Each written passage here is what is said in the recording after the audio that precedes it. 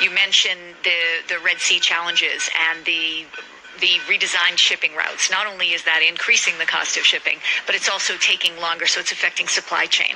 So what we're working with our clients on, specifically as it relates to supply chain, is looking at redundant sources, looking at not focusing purely on cost, but focusing on surety. So there's a little bit of onshoring going on, not that they're not still working in Asia and China, but they're also doing multiple sources in the U.S.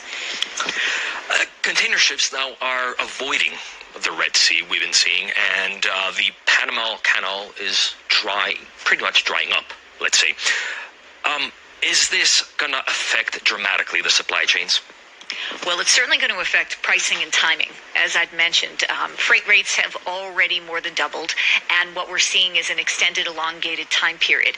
I think what we're also working with our clients on is perhaps during this period of uncertainty is keeping more inventory and trying to think about ways to be more flexible with what you've got on hand. So, yes, I think it's going to impact the supply chain for sure. And a Price Waterhouse Coopers survey has shown that 50% of CEOs think that their companies will no longer exist if there is not a fundamental change. What is the experience with your clients?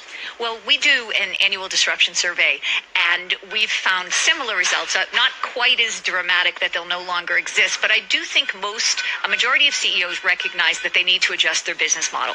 They need to focus on being fit for purpose. They need to think about, are there customers that they shouldn't have?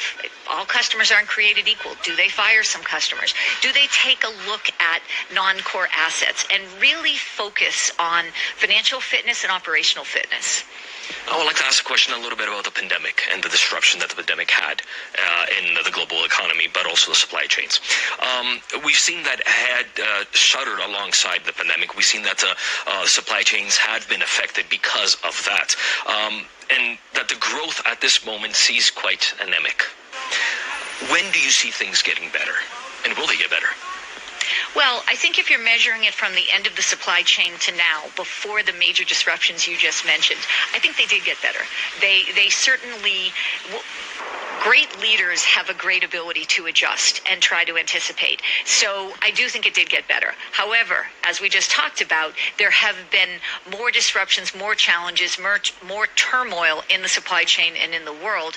And what we're advising our executives to do is exactly as I said, try to be a little more anticipatory, perhaps hold a bit more inventory, look at redundant suppliers, focus on how to manage with what you've got, and also while you're at it, clean your house internally. Take a look at who you're doing business with and why.